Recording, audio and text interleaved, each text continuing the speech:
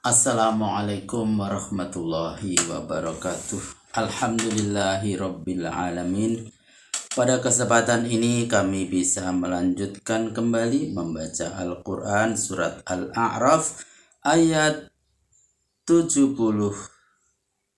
sampai dengan ayat 83 beserta terjemahannya. A'udzu billahi minasyaitonir rajim. Bismillahirrahmanirrahim. Wa ila samud akhahum salihah qala qaumi ibudullah qala ya qaumi ibudullaha ma lakum min ilahin ghairuh qad ja'atkum bayyinatun min rabbikum hadhihi naqatullahi lakum ayatan fadharuha ta'kul fi ardillahi wa la tamassuha bisu'in fayakhudhakum azabun alim. Wadhkuru idza ja'alakum khulafa'a min ba'di 'adin wa bawwa'akum fil ardi tattakhiduna min suhuliha qusuran wa tanhitunal jibala buyuta fadhkuru ala Allahi wa la ta'saw fil ardi mufsidin. Qala al-mala'u allazina istakbaru min qaumihi lillazina istud'ifu liman amana minhum ata'lamuna anna salihan mursalun min rabbih qalu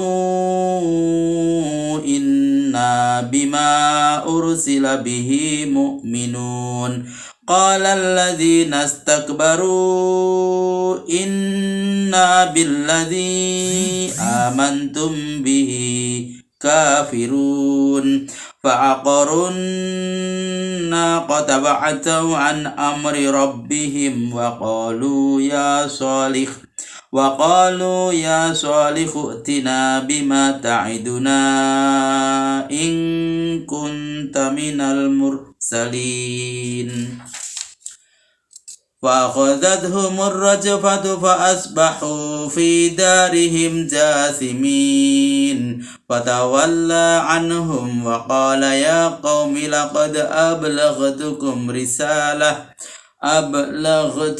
رسالة ربي ونصحت لكم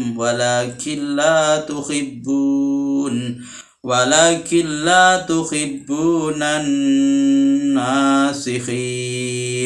ولوطا إذ قال لقومه أتأتون الفاحشة ما سبقكم بها من أحد من العالمين إنكم لتأتون الرجال شهوة من دون النساء بل أنتم قوم مسرفون. وما كان جواب قومه إلا أن قالوا أخرجوهم من قريتكم إنهم أناس يتطهرون فأنجيناه وأهله إلا امرأته كانت من الغابرين وأمطرنا عليهم مطرا فانظر كيف كان عاقبة المجرمين. Sadaqallahul azim. Terjemahan Al-Quran Surat Al-A'raf ayat 73 sampai ayat 84. Terjemahan ayat ke-73. Dan kepada kaum Samud kami utus Soleh, saudara seketurunannya. Dia berkata, hai kaumku, sembahlah Allah. Tiada Tuhan bagimu selain Dia. Sesungguhnya telah datang keterangan dari Tuhanmu. Itulah unta betina Allah yang menjadi bukti atas kebenaran kerasulanku kepadamu. Biarkanlah dia makan di bumi Allah, dan janganlah menyakitinya dengan bentuk apapun. Nanti kamu diganyang siksa yang amat pedih. Catatan, Samud nama satu kabilah Arab yang mendiami Al-Hijr, sebuah tempat di Hijaz dan Syria dekat Wadil Qura. Dinamakan Samud mengikuti nenek moyangnya Samud bin Amir bin Iram bin Sam bin Nuh. Nabi Soleh saudara seketurunan dengan mereka. Catatan kedua, bumi ini kepunyaan Allah, sedang unta itu kepunyaan Allah. Dia memakan makanan yang ada di bumi, Allah. Karena itu jangan diganggu. Terjemahan ayat ke-74. Dan ingatlah ketika Tuhan menjadikanmu penguasa-penguasa yang maju dalam kebudayaan sesudah musnahnya kaum Ad, dan ditempatkannya kamu di muka bumi menggantikan tempat mereka. Kamu bangun istana di tanah datar, dan kamu pahat gunung-gunung untuk dijadikan rumah-rumah. Berkat keterampilan yang dianugerahkannya kepadamu, maka ingatlah nikmat-nikmat Allah itu, dan janganlah berleluasa di muka bumi berbuat kerusakan. Terjemahan ayat ke-75. Orang-orang terkemuka yang sombong dari kaumnya itu berkata kepada orang-orang yang beriman yang mereka anggap hina di antara mereka, tahukah kalian bahwa Soleh diutus menjadi Rasul oleh Tuhannya? Mereka jawab, kami sungguh percaya dengan petunjuk bahwa Soleh diutus untuk menyampaikannya. Terjemahan ayat ke-76. Orang-orang yang sombong itu berkata lagi, tapi kami mengingkari apa yang kamu percaya itu. Terjemahan ayat ke-77. Kemudian mereka membinasakan unta itu dengan mengetingnya. Mereka langgar perintah Tuhannya dengan angkuh sambil menantang, hai Soleh, coba kamu datangkan siksa yang kamu ancamkan itu jika kamu sungguh seorang Rasul. Catatan, mengeting ialah memotong urat yang ada pada belakang mata kaki. Tujuannya supaya unta itu tidak dapat berjalan lagi dan mati di tempat itu juga. Terjemahan ayat ke-78. Kemudian mereka ditimpa gempa sehingga bergelimpangan menjadi mayat di tempat tinggalnya.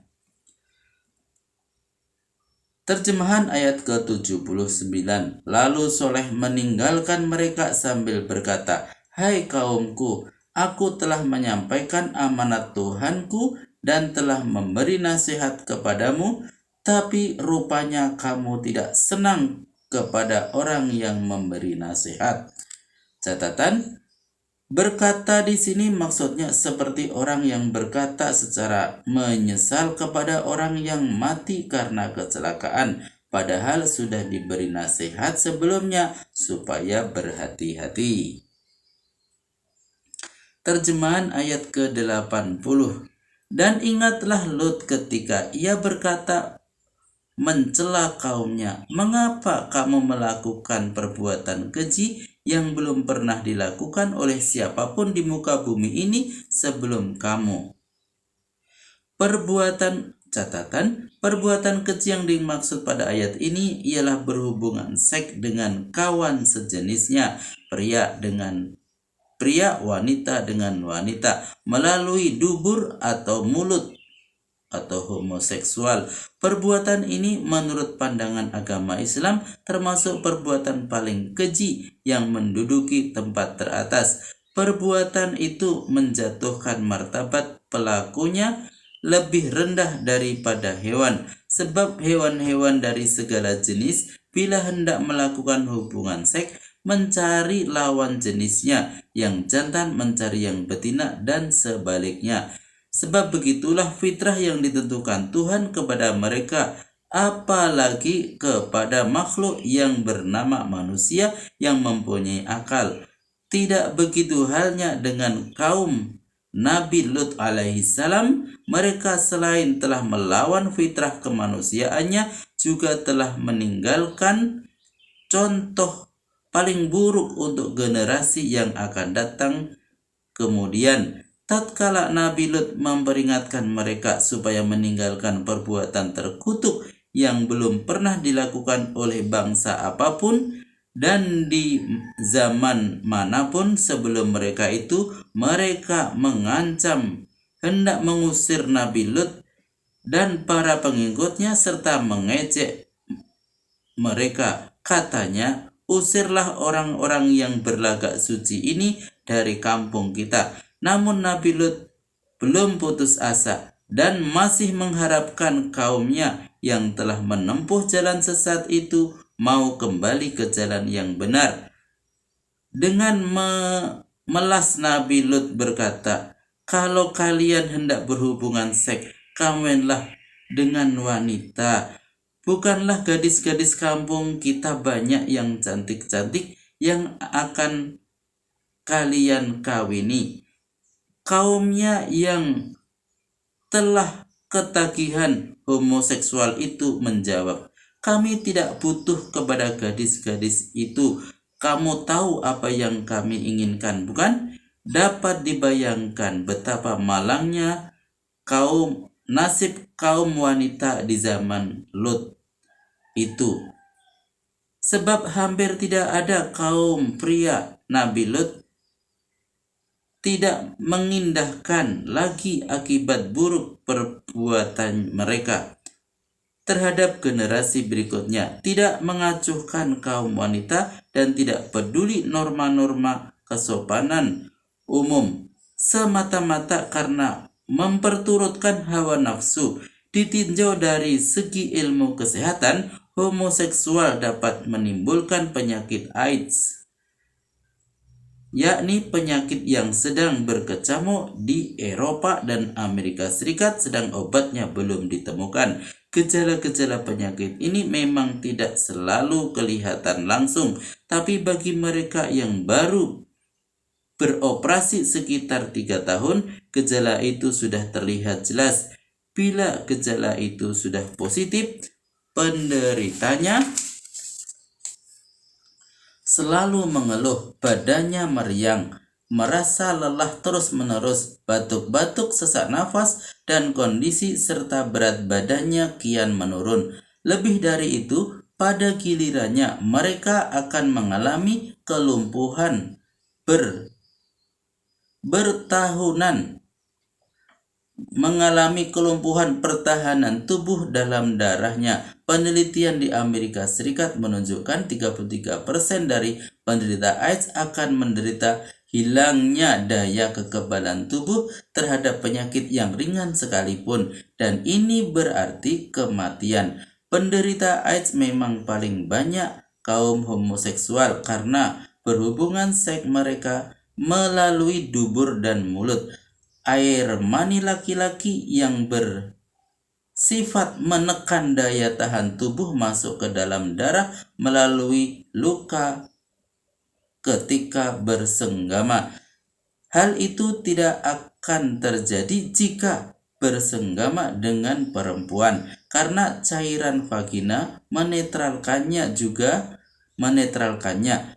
karena terbukti 77,8% kaum homoseksual mengalami infeksi berulang dan sitomegativis.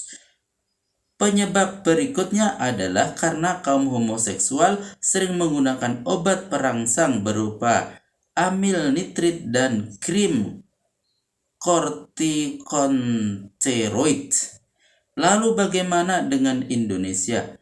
Dr. Zuhairi Jurban, lulusan Universitas Indonesia 1971 dan pernah belajar di Perancis khusus tentang penyakit AIDS. Setelah berhasil melakukan penelitian dengan mengambil darah 2 orang waria dan memeriksanya pada laboratorium hematologi penyakit dalam RSCM, sudah dapat memastikan bahwa di Indonesia sudah ada penyakit AIDS. Selanjutnya, Dr. Zuhairi mengingatkan agar mencari usaha dan berupaya untuk mencegah perluasannya. Hanya itu yang dapat kita lakukan sekarang karena hingga kini belum ditemukan obatnya yang mujarab. Demikian Dr. Zuhairi. Kembali kepada kaum Nabi Lut yang membangkang serta tidak memperdulikan seruan Nabi Lut. Mereka dimusnahkan oleh Tuhan dengan jalan menghujani mereka dengan batu berpijar. Itu siksaan dunia, sedang siksaan di akhirat selain ia disiksa dalam jahanam karena dosanya sendiri juga mereka akan memikul sebagian dari dosa orang lain yang melakukan homoseksual karena terpengaruh oleh perbuatan atau ajakan mereka. Terjemahan ayat ke-81. Kamu mendatangi laki-laki untuk memuaskan syahwat, bukan kepada wanita. Kamu betul-betul bangsa yang sudah keterlaluan. Terjemahan ayat ke-82. Tiada lain jawaban kaumnya terhadap keingkarannya ini hanya mengatakan, usirlah mereka dari kotamu ini. Mereka adalah orang-orang yang berlagak suci. Maksudnya adalah Nabi Lut dan para pengikutnya. Terjemahan ayat ke-83. Kemudian kami selamatkan dia dan keluarganya kecuali istrinya. Dia termasuk orang yang tinggal di belakang. Terjemahan ayat ke-84. Lalu kami hujani mereka dengan batu, maka perhatikanlah bagaimana akibatnya orang yang berdosa itu. Maha benar Allah dengan segala firman-Nya. Alhamdulillahirabbil alamin. Telah kami bacakan Al-Qur'an surat Al-A'raf ayat 74 sampai dengan ayat 84 beserta terjemahannya. Semoga bermanfaat. Billahi taufiq wal hidayah. Wassalamualaikum warahmatullahi wabarakatuh.